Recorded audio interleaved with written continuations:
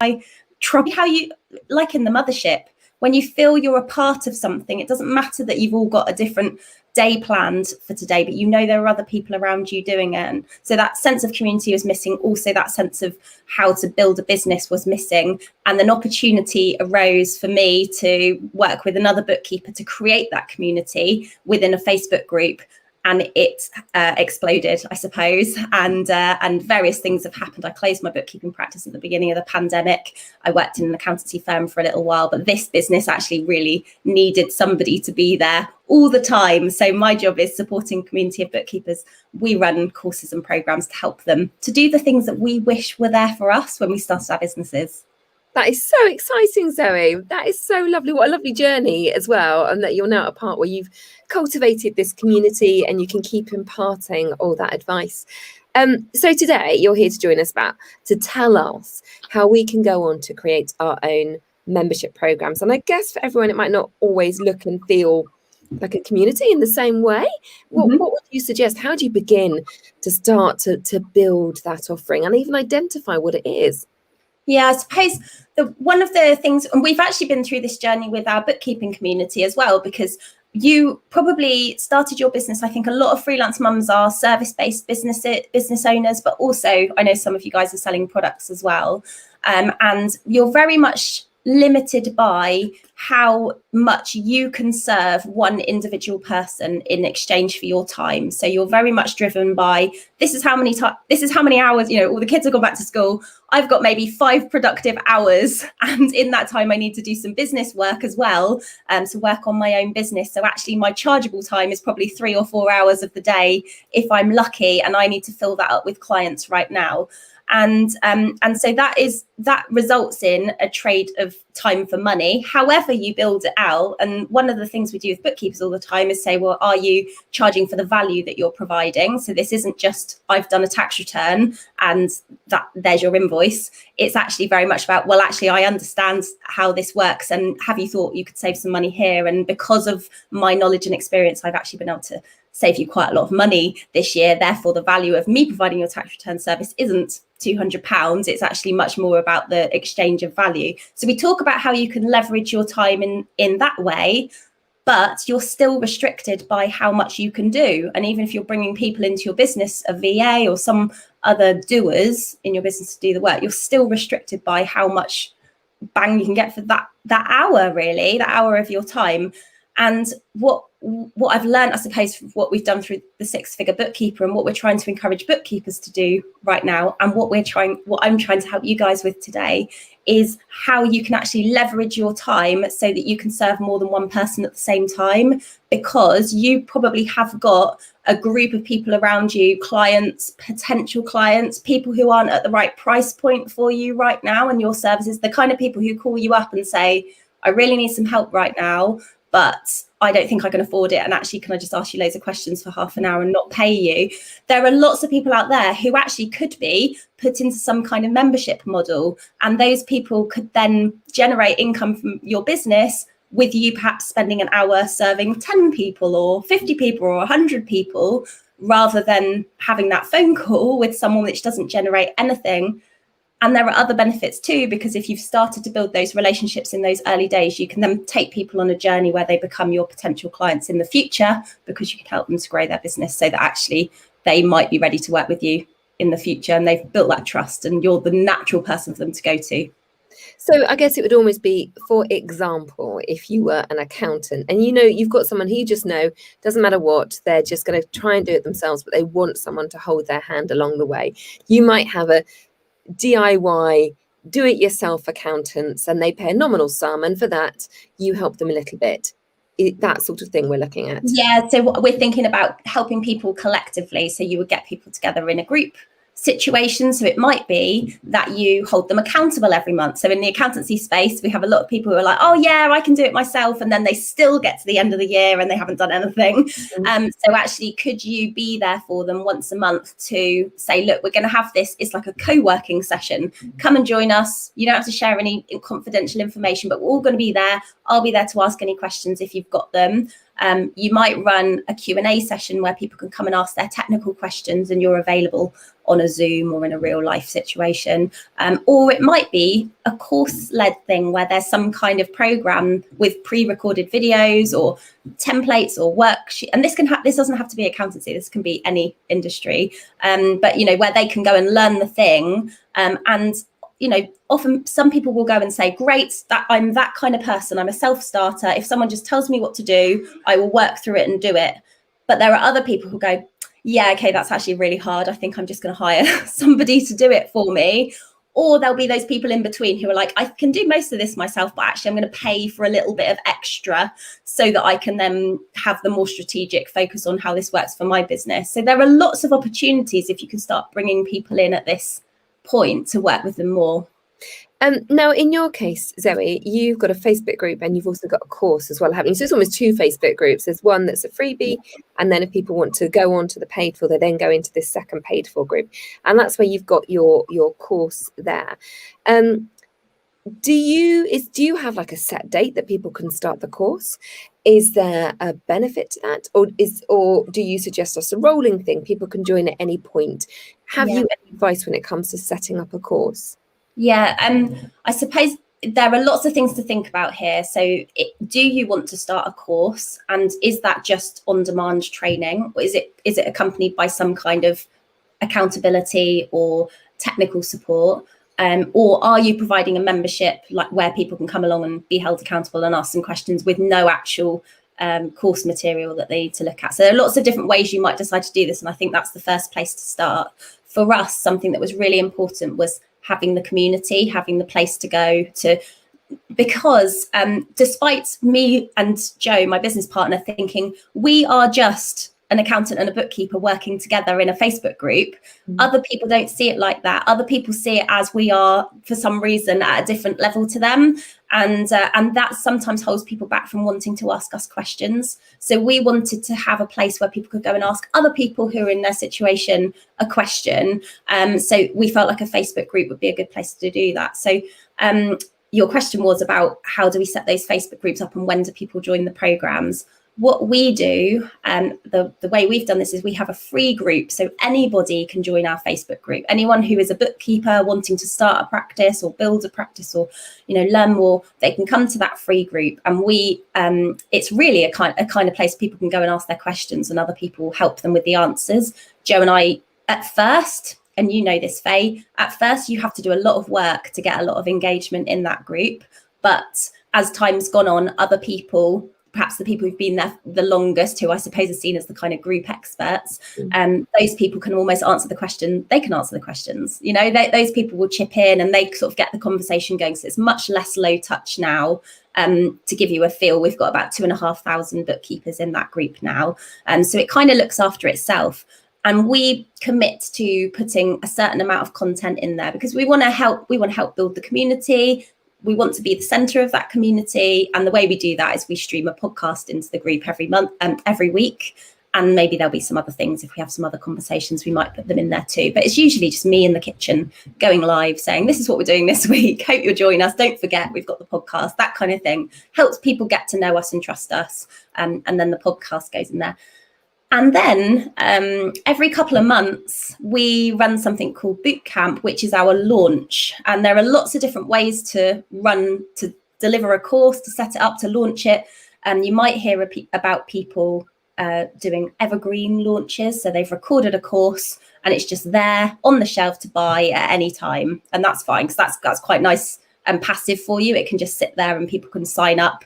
But that's whether you do that or not, is going to depend on whether you want to have people joining, like you said, Faye, in a cohort at the same, people joining in the same kind of class, the same registration period, or whether it's okay for them to just drop in whenever it suits them because it's not going to affect their journey through the program.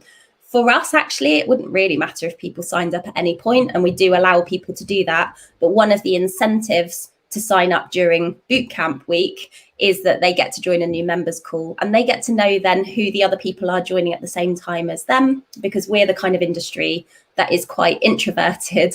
And I think that people feel a bit afraid to be the only one who's new. And we think it's quite nice to bring them in with other people at the same time, so they can say, oh, where are you on your journey? This is what I'm doing. And they don't feel like they've just been dumped in a group of experienced people. Actually, everyone's on a journey of their own, which is very unique. But I think it can feel quite overwhelming. So we let people join up usually, well, anytime, but a good time to join up with us is during our bootcamp week. And that's part of our launch process. We do a big song and dance about bookkeepers, help them build their confidence, get really excited about what they're doing. And then we say, actually, if you want to work with us more, this is how we do it. We have a course, and it's a good time to sign up right now.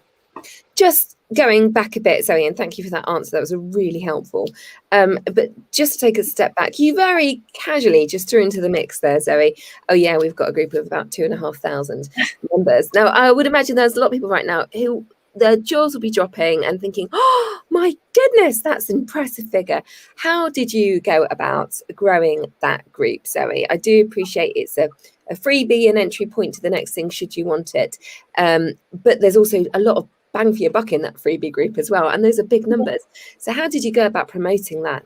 Well, do you know what? Facebook can do quite a good job of promoting a group for you. And I expect whatever industry you're in, you are probably in groups for the kind of thing that you do. So if you're a wellness coach or a marketer or something, you're probably in other groups that do that same kind of thing. So one thing to do is have conversations with the people that run those groups. I don't think people like you particularly piggybacking off of their group, but Facebook actually has something within the settings where if you're a member of a group, you can your group can be suggested to other groups if it's relevant. So you can do things like that behind the scenes. And if anyone wants to know how to do this, you can get in touch with me. That's fine. But the main thing was keywords. So in the title of our group, it's called the Six Figure Bookkeepers Club, but we have keywords that we think people would be searching for on Facebook. So if you're a bookkeeper or an accountant, you might be a member of one of the professional bodies, AAT, ICB, ACCA. And so what we've done is we've put those words, those abbreviations in the name of the group, so it is searchable. It's all about SEO, isn't it? And I think that's two things: getting our group suggested for people who are in other groups, and also using those keywords. I think that's a big thing. And then finding people who can tell people about our group. So one of the best ways for us to grow our business, or for anyone to grow your business, you need to be in front of your ideal client, don't you? And the best way to get in front of your ideal client is to work with people who have the same audience of ideal clients that you're looking for. So for Faye, who is trying to attract freelance mums to a group of freelance mums, the best people for Faye to team up with are people who also serve mothers. Not all of those mothers are going to necessarily be freelancers, but I bet there are loads of communities, loads of podcasters, loads of celebrities who serve that kind of audience. So how can Faye work with them? So for us, we work with bookkeepers and accountants.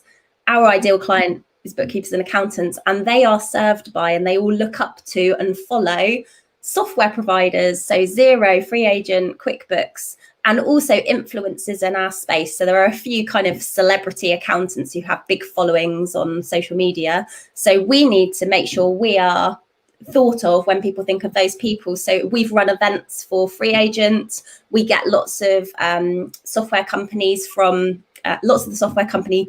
I want to say celebrity. I don't know, unless you're in our space, these people probably aren't celebrities. But to everyone in our group, they're like, whoa, you've got Gary from Xero on the podcast, that kind of thing. If we can get those people on our podcast, sharing our podcast, and our podcast has really valuable content as well, so people don't want to miss it. They do want to find out what happens next.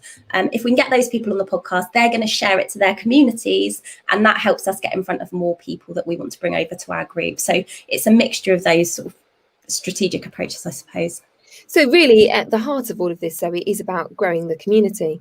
You know what you know, and it's about building community and helping to impart your knowledge then.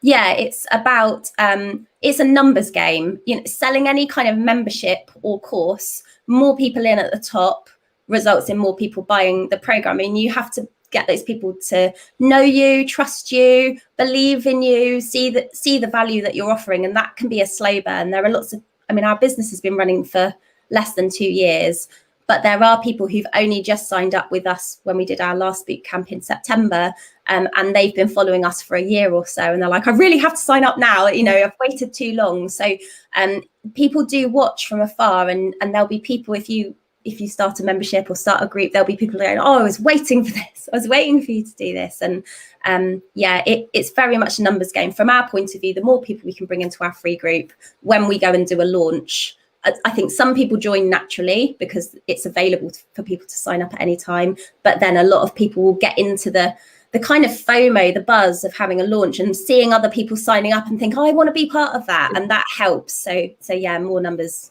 more sign-ups. All about that sales funnel, isn't it? Yeah.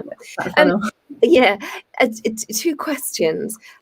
One, pricing. I realize that is a really loaded question, but how on earth did you work out the sum when it came to pricing your course? Because I know, and I realize this is another podcast, but how did you cost it out? And two, are you still running the same course, or now that you've got people who've gone and graduated, are you thinking actually they're still our fans? Is there something else we can offer them? Okay, so good question, the pricing one. Right, everyone finds pricing hard with everything, don't they? And you have to be sure that there are minimal costs actually with running a virtual membership. The things that we have a Facebook group which is free to run. Our course program is hosted on a course platform. It's called Thinkific. There are loads out there though. So we have the cost of Thinkific. Obviously we have a limited company, and there are various costs associated with running a business. We need to know that if a couple of people sign up, we've got those costs covered. Loving that. So we need to know that we don't need to get 100 people in to make it viable. Like, it has to make sense for us to do this. And the course that we run, the actual course content, the pre-recorded course content, has been verified for 30 hours of CPD. So there's 30 hours of work within that course. There'll be more for sure, but there are lots of videos, and we spent a lot of time recording and editing videos and writing workbooks and things like that. So we needed to make sure that that was worthwhile. Otherwise it was a very expensive hobby for us to put together. But we did start low because we needed that traction. We needed people to be involved and leave us good reviews and get results through the work we were doing with them, so that we could then go out to other people to sell it. So we did start at, it was probably about £300 to join the program. So it was like £50 a month or something like that. Really, really low. And it's now £1,500 plus VAT to join, because we've worked with somebody. Well, I suppose we've learned as well, because we're seeing what's included in other group coaching programs, that we are at about the right level, and you have to feel your way around that. Because there is a point where people will, I suppose it depends on who your ideal client is and what they're prepared to spend on personal development and how they see the benefit to their business. So it's about having those arguments, having those reviews and people singing your praises, like the fans. You mentioned about having the fans. Once you've got those, that can really help you to charge the price that you know everything is worth. But it does take a while to work out what that is. So we have had to put our price up a few times. And when we've done that, for us, I suppose, to feel justified, although we know that it's worth that price anyway, we have added extra things in. So that is a way that has helped us to push the price up, because there's more and more included. And our course includes videos, but also people get a lot of accountability. There are lots of sessions. So there's about an hour every week. There's another couple of hours every week doing an accountability call. Then we have group coaching calls. We've just started doing a finance strategy call every month. So there's actually a lot in there. There's seven hours of contact time with us that we commit to, and then we throw extra stuff in too. So it's, I think, really good value. And we got about 10 bonus courses and things like that in there as well. So that's taken a while to get there to that point. In terms of whether we offer other courses, yes, we do. And I think we went out thinking, we're just going to take everyone on a journey. They're going to get their qualification, their practice license, and then they're going to just work through us. And then great, they'll have a 6-figure business. Actually, there are other people who come in. We were determined that this would be a business development program, but there have been people who've come in and said, actually, I haven't even got a practice license. I don't know how to do that. So then we've seen that there's an opportunity right in at that early stage to have something called a startup program. And then people who finished our program, there are two things we do with them. We have a mastermind that they can join if they want to have much more contact with us. We have a passive income builder program to help people put a membership style model into their business. But we also have a rolling membership. So people have been a part of our community. They've come to our accountability sessions. They've been able to come and ask us questions on the Q&A. If you have something where people pay a lump sum and then they go, you've lost this amazing, like, these are the people who help you sell your program. So you want to keep working with them. You want them to be part of your community. You want them to be there when you sell next time. You want them to be saying, I've done this because I've been part of this program.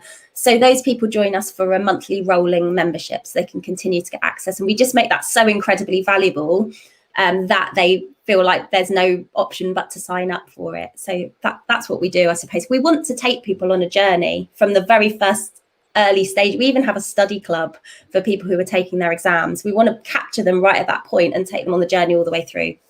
So have you been accredited with anything? You've just mentioned exams there, Zoe. I think for some people they might feel like, oh gosh, this is just me creating something. We have a lot of imposter syndrome, but there is a touch of what's the word? Sometimes I feel as though those concerns are valid. It's not invalid to think, is that enough? Does every course have to be accredited? So we have got CPD accreditation for our two main programs, which is our 6-month success program is our business development program that I've been talking about, and also our startup program. The startup program's got 6 hours of CPD. And bookkeepers, because they're professionals and they need to have CPD anyway, every year they need to have so many hours of CPD completed, and they're going out spending money on probably technical rather than business development focus. But we know there's so much about growing a business that people don't know, and their professional bodies aren't providing them. It's not easy to get your hands on those resources. So we thought, well, if we can get accreditation for our program, then they might come to us for their full year of CPD, and that's a tick in the box for them, tick in the box for us. It's a good reason for them to sign up. So that's just another argument for them to do that. And it was, I won't lie, it was quite a job to get it. There were a lot of policies we had to create and things we hadn't thought about, but we did get a lot of support from the CPD company to make sure that we put all of that together. And then someone goes in and they review your material and they decide how many points they can give you. There's just a quick question here, Zoe. Someone's just asked, is CPD continuing professional development? What does that sorry. Yeah, that's right. Yeah, continuing professional development. So in the accountancy and bookkeeping space, I think people have to do 30 hours. So I think it might be 40 for accountants. So if we can go out and say, here's 30 hours of it done, that's just so helpful for everybody. And it means when people get to the end of the program, they get a certificate. I suppose that also is an incentive for them to complete it, because how many courses have you built online that you've never done, like never actually completed? Whereas if they actually work through all the videos and they can say, right, I've done it, here's my evidence that I've completed it all, then we can give them a certificate, which keeps them accountable. That's great. Zoe, your enthusiasm is infectious. It really is. But I think it's also I think there's almost a little bit that thinks, oh gosh, it all sounds so super duper easy. Are there any tips from someone who's been on the inside, lived it, is walking it, you're there running it every day? Any top tips? I suppose 1 for getting it started, and 2 for once it's got up to speed. Yeah, okay. Getting started then. My business partner, Joe, lives in Kent. I live in South Wales. I was in Bristol until recently, and we didn't know each other. So we met at a conference. We kind of met on a Zoom call once before that, but we met at a conference and we found we had a lot in common. And Jo approached me, actually, this was her idea. So she said, I really feel like there needs to be a Facebook group for bookkeepers, and I don't feel confident to do it on my own. And I'd just done a keynote speech about setting goals for yourself. And she was like, you're the person I need to do this. And that's how we ended up working together. But because we didn't know each other, we needed to know whether we could run a business together.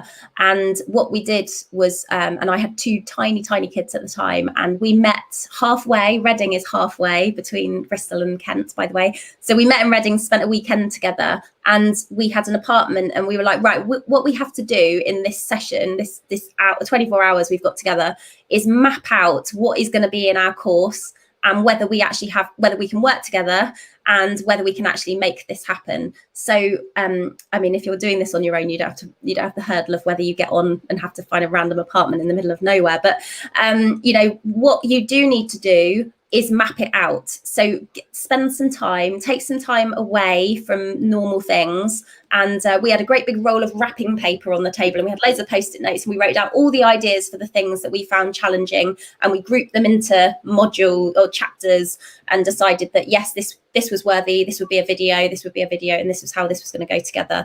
And by the end of that time, we had mapped out what would be in the course. Now, if we had gone out and said, right, we're going to record 12 modules of material, and there's going to be 4 videos in each module, and we're going to do it, and we need to edit all of that, we never would have done it. It would have been absolutely overwhelming and crazy.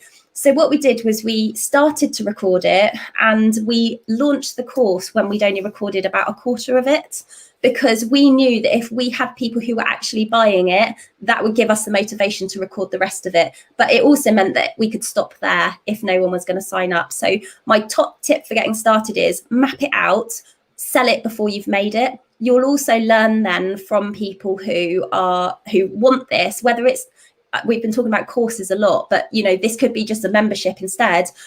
You'll learn from people who are part of the group what they actually want, and that's going to make you the best at providing it, because you're actually listening to people and you're taking it on board, and then they'll want to come back because you're giving them exactly what they're asking for. So yeah, don't feel you have to do everything right now, but you do have to give it time, because if you just think, I'm working and I've just got an idea and I'll jot it down and I'll park it, you'll never come back to it and you'll lose those notes. So make some dedicated time for it.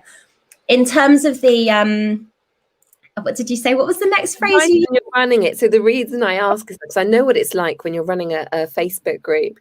It can quite easily take over your life. Yeah. So any advice for once you've got this little community, it's thriving, you know, it's your baby, you're chuffed to bits. So any advice once you've actually got it and it's up and running? Yeah, I think I like checking in with the people who are already members. Really make sure they know they're valuable and that you are not just selling all the time. Of course, it's a business and we want to be bringing revenue in and making sure that new people know what we do and they sign up. But actually, I think one of my most important jobs is to make sure that people who are already in the community feel valued and supported. So check in with people. Someone didn't show up at one of our sessions yesterday.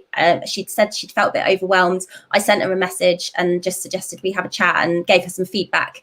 And she was like, I really needed to hear that. Yes, I'll book in for a chat. And so now she feels supported.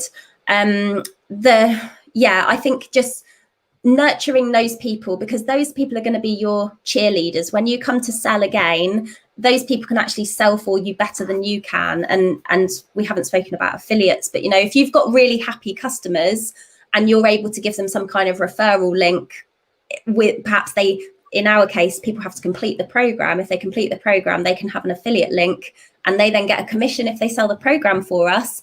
Like, how that is a really good incentive for people to sing our praises, and they would only do that, they're only doing it because they've actually finished the program and it's made a difference for them. So those people are your champions. If you can really look after them, they'll help you to sell it. So make sure you've scheduled some check-in time with your existing community. And for me, that looks like on Tuesday I go and do a live in our Success Lounge, which is our Facebook group for our community who are on the course, and I remind them about something that's in the course. Go and just ask, like, challenge them a bit. Are you doing this? Have you thought about your profit margin? Have you thought about how many clients you've got? What do you really want? You know, and then remind them where they can find that in the course, so they want to go back to it. And just encourage that conversation. Scheduling it. There is a lot, and you're right. You could be on social media all day, but prioritize the things that are going to help you to grow the business. And I think existing members are the people who do that for us. Zoe Whitman, you are amazing. Your enthusiasm is so infectious. I love speaking to you. You're just so bubbly and positive. It's a real joy. Thank you so much for taking the time to join us today. It has been fantastic. And thank you for watching the Facebook Live. If you've got any questions or comments, please just pop them in the comments below. I know Zoe will be around and she'll be able to answer them. If you're watching this on replay, you're more than welcome to pop the comments in. And don't forget, we've got 2 Freelance Mum Net Walks taking place tomorrow, one at Bristol Central in Ashton Court, and the other in Winchester. Loving this cat, Zoe. This is fabulous. And if you'd like to try the Mothership free for 30 days, please do that. Just check us out on Facebook, Freelance Mum, the Mothership. Until then, Zoe, really lovely to see you. Thanks for joining us, and best of luck with the 6-Figure Bookkeepers. Thanks, Faye. Bye. Bye.